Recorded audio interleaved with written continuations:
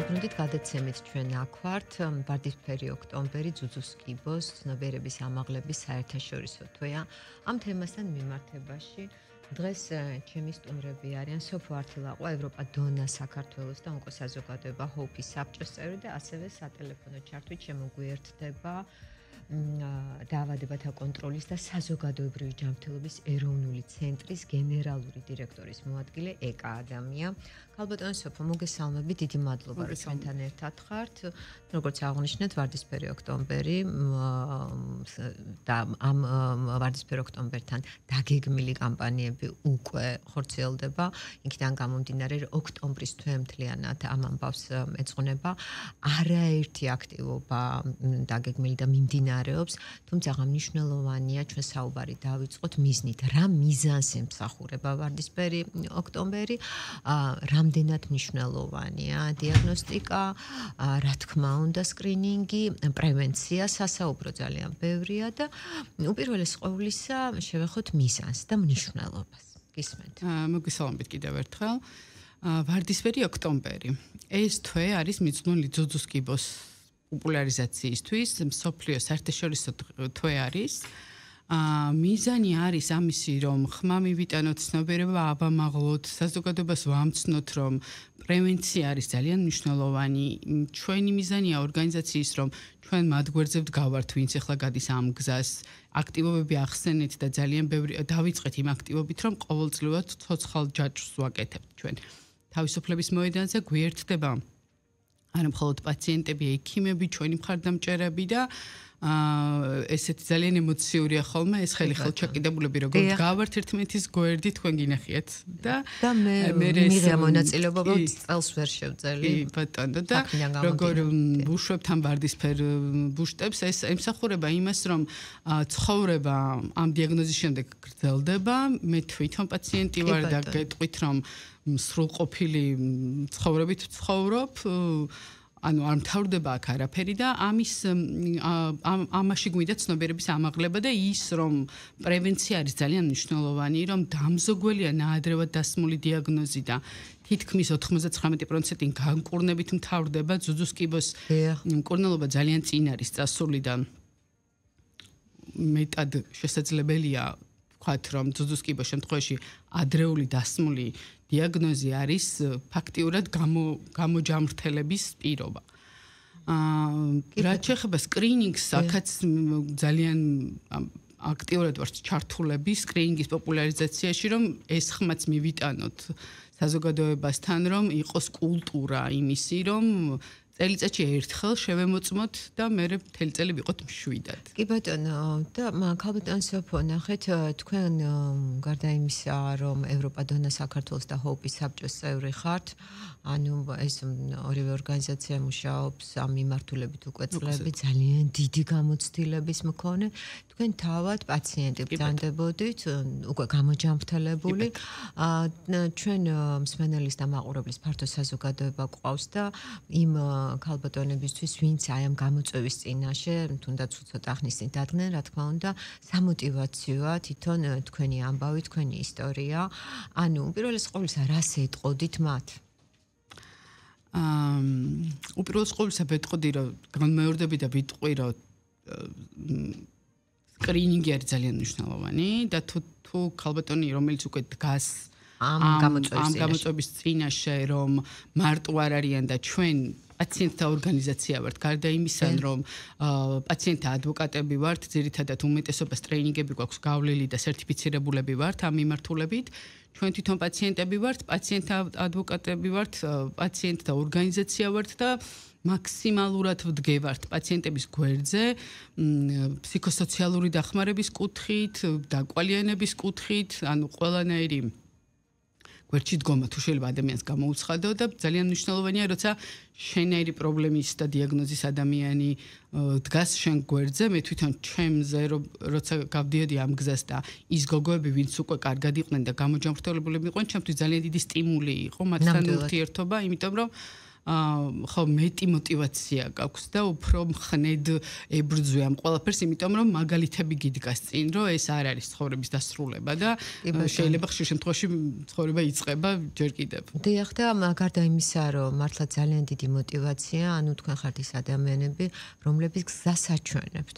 იმიტომ რომ როცა ბავშვად ქალბატონი რაღაც გამოწვევის წინაშე დგება, მე შემიძლია ვთქვა, როგორც მშობელმა შეშმო ბავშვის თავიდან იწყება დაბნეულობა, შეიძლება რაღაც გარკვეული შიში და ამ დროს არ არის მისაშეწონილი დროის კარგვა.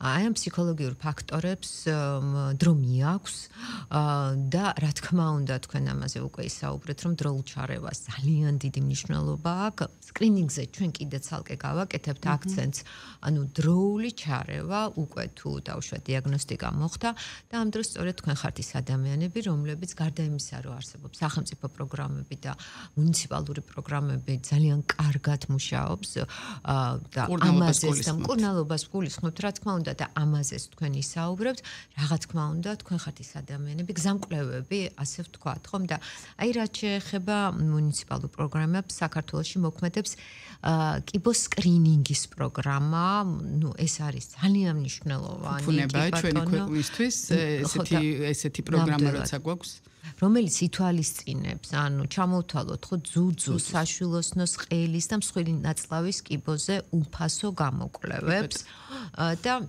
აი ამ მიმართულებით რას გვეტყვით და კიდევ ერთხელ ვუთხრათ ყველას მთელ მოსახლეობას, იმიტომ რომ ძალიან მნიშვნელოვანი ამის ხშირად გამეორება, რომ სკრინინგი ეს არის საუკეთესო პრევენცია. კი ბატონო, სკრინინგი ნამდვილად არის საუკეთესო პრევენცია და როგორც აღნიშნე, ეს მართლაც ფუფუნებაა ჩვენი ქვეყნის, რომ გქონდეს ასეთი უფასო ინასადიაგნოსტიკო კვლევა, რომელიც აღმოაჩენს საწყის ეტაპზე ამ პრობლემას, რომელიც შემდეგ თქვათ სხვა კიბოს შემთხვევაში არის მეტად დამზოგველი მკურნალობა, ვიდრე უკვე დაგვიანებულზე აღმოჩენა იმ პრობლემის რაც არის.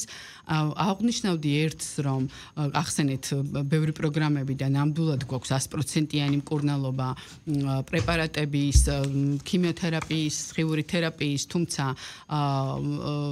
არსებობს კიდე რაღაცა მედიკამენტები, რომელიც სამწუხაროდ არ ფინანსდება და ვიმედოვნებთ, რომ მომავალში ისევე ჩვენი ჩართულობით დაფინანსდება აუცილებლად და ძალიან მნიშვნელოვანია, რომ სკრინინგსა და დიაგნოზს შორის კიდევ გვაქვს კვლევები, რაც სვავს დიაგნოზს, იმიტომ რომ სკრინინგი აკეთებს ვარაუდს, რომ პრობლემაა.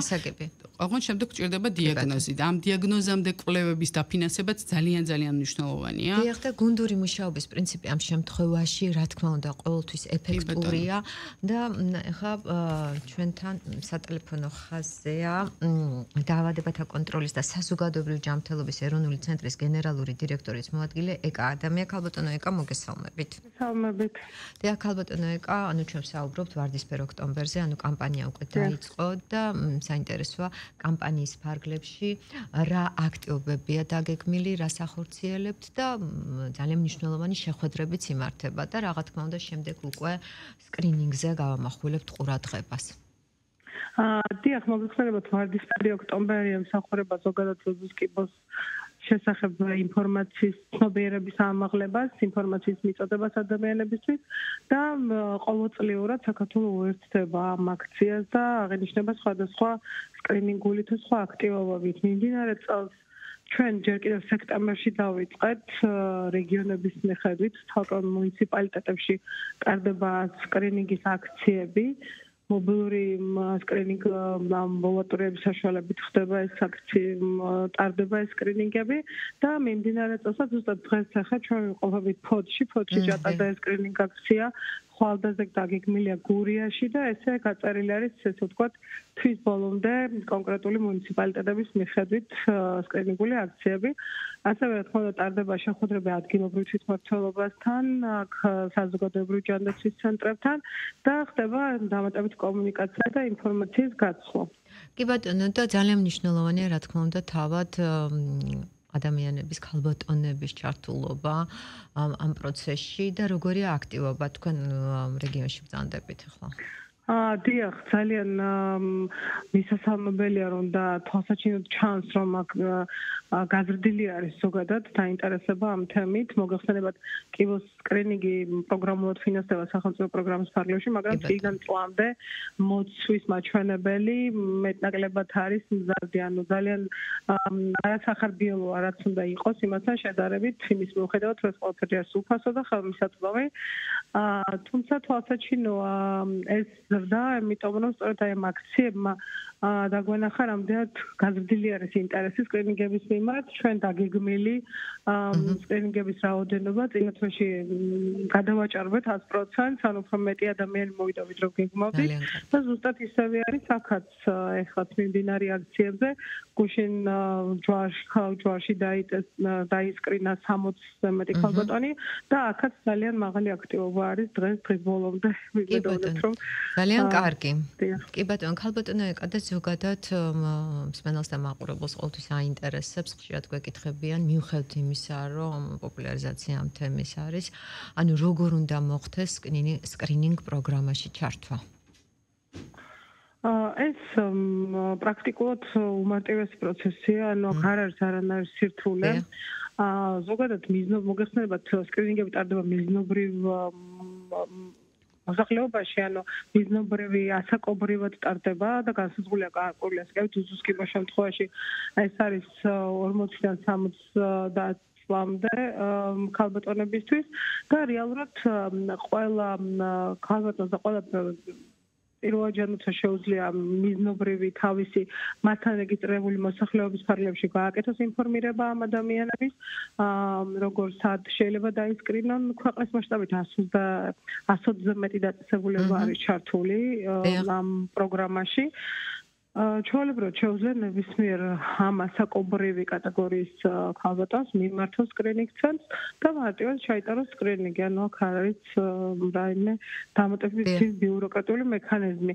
არის წინასწარი ბუკინგის სისტემაც, რომ შეიძლება წინასწარ დაიჯავშნოს ადგილები, რომელ დღეს, რომელ საათზე ჭირდება მას ელექტრონულად შეიძლება ამ ჯავშნის გაკეთება, შეუძლია თვითონაც გააკეთოს, შეუძლია ექიმის მეშვეობით გააკეთოს ეს ჯავშანი და იმ კონკრეტულ დღეს მივიდეს რიგების თავიდან ასაცილებლად და მარტივად კომფორტულად რომ მიიღოს ეს სერვისი. კი ბატონო, და გარდა ძუძუს კიბოს სკრინინგისა, კიდევ რა სკრინინგ პროგრამებია? კიბოს სკრინინგის ნაწილში პროგრამის ფარგლებში ასევე ფინანსდება საშუალო სკოლის კიბოს სკრინინგი, რაც ასევე შეეთავაზება სკრინინგ ცენტრებში ნებისმიერ მიზნობრივი კატეგორიის ქალბატონს. ასევე არის კოლორექტული კიბოს სკრინინგი, როგორც ქალბატონებისთვის, ასევე მამაკაცებისთვის და ასევე არის პროსტატის კიბოს მართვა მამაკაცებისთვის, ასევე შეეთავაზებათ პროგრამის ფარგლებში. დიახ, და რაც შეეხება ძუძუს კიბოს გამოვლენას, ტენდენცია როგორია?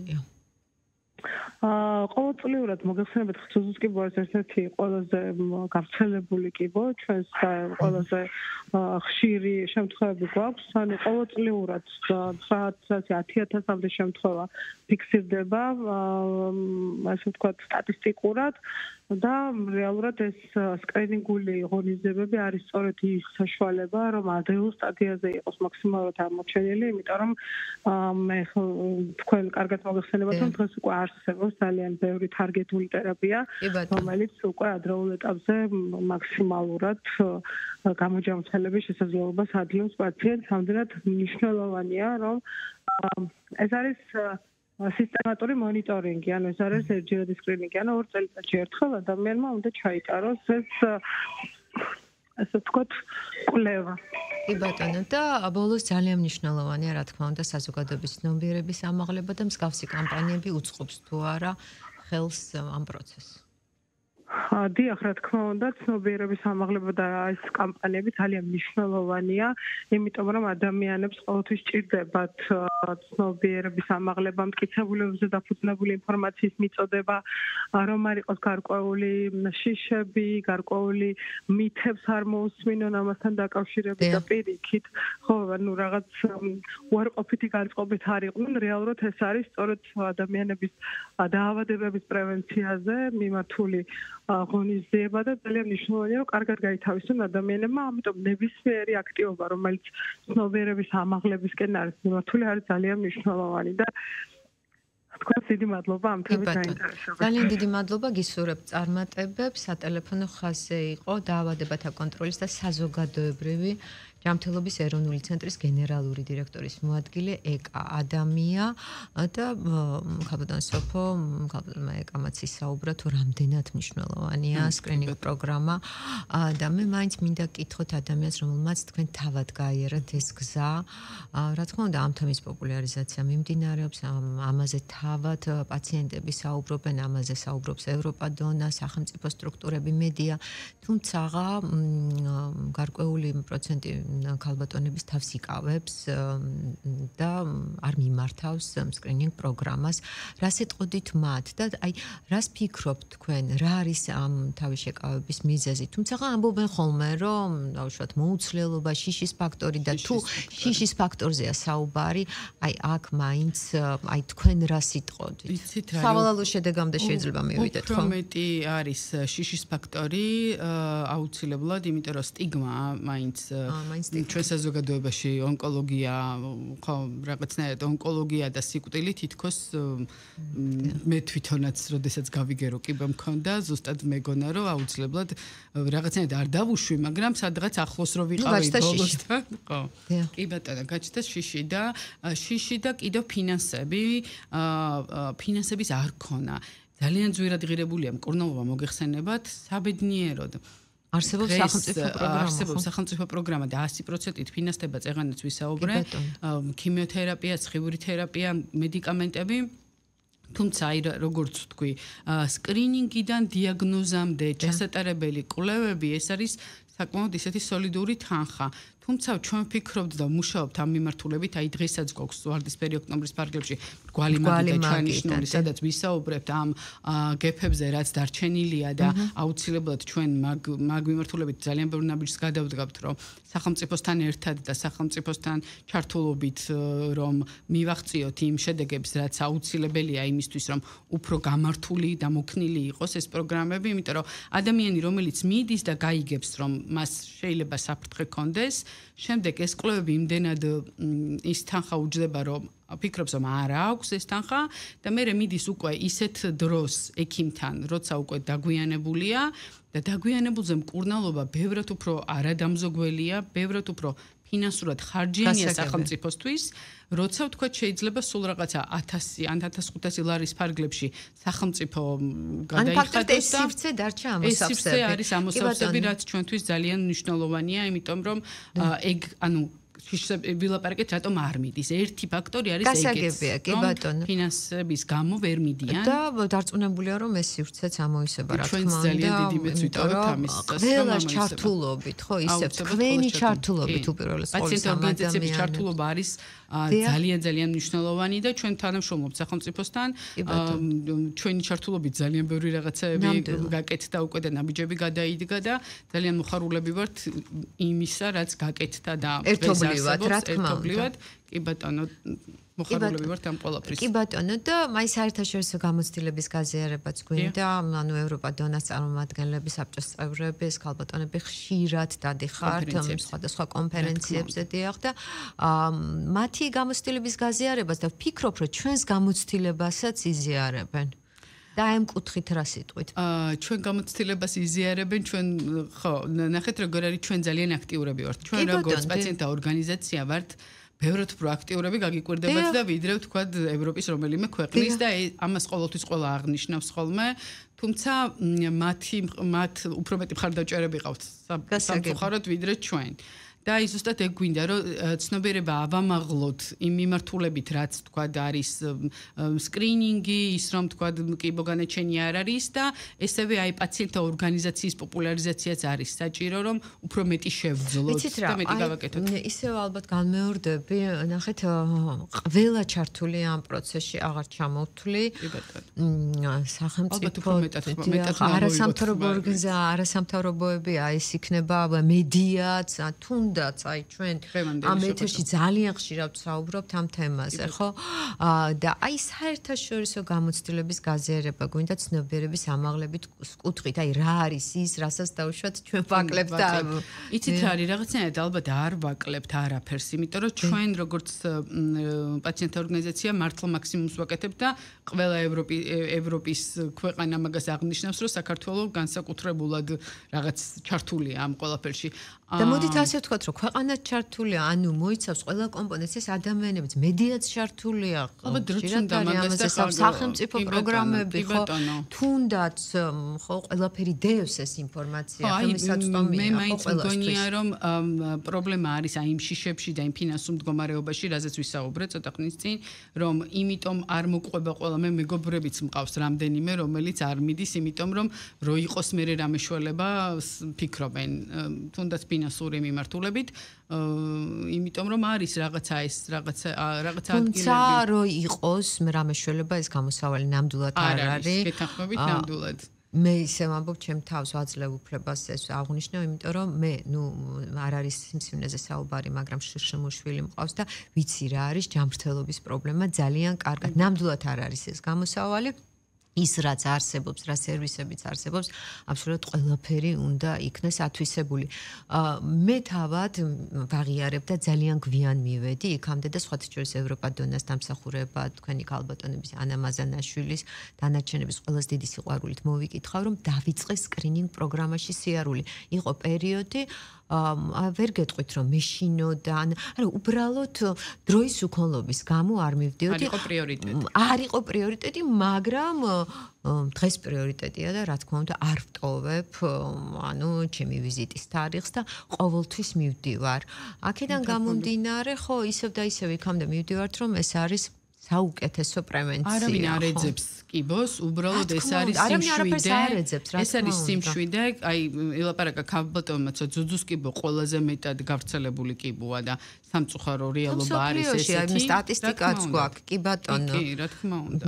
და აი მაგალითად ყოველწლიურად დაახლოებით 2 მილიონზე მეტი ახალი შემთხვევა კი ბატონო მსოფლიოში. აქედან გამომდინარე ზუსტად ეგ არის, რომ ნაადრევად დასმული დიაგნოზი არის დამზოგველი მკურნალობა. მე მაგალითად ყველაფერი გადავიტანე, ანუ ქიმიოთერაპიაც, სხივური თერაპიაც, ჰორმონოთერაპიაც, ისე რა ქვია, ოპერაციაც, ანუ ყველაფერი გავიარე ჩემ თავზე, მიუხედავად იმისა, რომ ძალიან გვიან არ მივედი, მაგრამ უფრო ადრე რომ მივსულიყავი, ბევრად უფრო დამძოგველი იქნებოდა ეს მკურნალობა და ამ ყველა გზას არ გავივლიდი. რა თქმა უნდა, მიხედვით ისე რომ ამ ხელა გზა გაიარეთ და რთული გზა არაჩვეულებრივად გამოიყურებით. კი ბატონო და ჯანმრთელი გამარჯვებული გოგოების რიგებში ვდგავართ. დიახ, რა თქმა უნდა და ეს ქალბატონები ყველა სტიმული ხართ. კი ბატონო, სტიმული ვართ და აი კიდევ ვიტყვი რომ ეს ფსიქოსოციალური მხარდაჭერა ძალიან მნიშვნელოვანია და ეს პროგრამაც რომ არსებობდეს ესეთი რეაბილიტაციის მარტო ფსიქოსოციალური დახმარება არა, ვთქვა და აი პროტეზირება ძუძუს კიბოს შემთხვევაში რაც ძალიან მნიშვნელოვანია და ქალბატონებისთვის აი აუცილებლად როგორ გითხრათ ახლა აი ხო ძალიან მნიშვნელოვანია ასევე აი ლიმფოსტაზის შემთხვევაში არ არსებობს ამის პროგრამა და ძალიან ბევრს აწუხებს არ ვიცი გინახიათ თუ არა როდესაც ლიმფოსტაზი იწყება ნუ საკმაოდ შემაწუხებელი და დისკომფორტული და არა ესეთი არა ფული პრობლემაა მოკლედ და ესეთი სარეაბილიტაციო პროგრამებიც უნდა არსებობდეს. თუმცა ნაბიჯ, ანუ დინამიკას თუ მიყვებით, ანუ ეშვება ეს პროგრამები.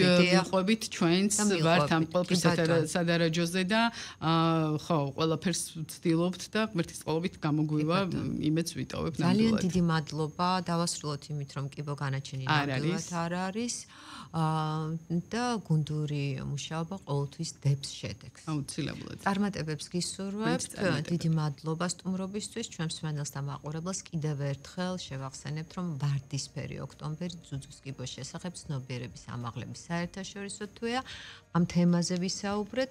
ჩემი სტუმარი იყო სოფო ართილაყვა, ევროპა დონა საქართველოს და ონკოსაზოგადოება ჰოუფის საბჭოს წევრი და ასევე სატელეფონო ჩართვით ჩვენ შემოგვიერთთ და დაავადებათა კონტროლისა საზოგადოებრივი ჯანმრთელობის ეროვნული ცენტრის გენერალური დირექტორის მოადგილე ეკა ადამია. მადლობა და დროებით.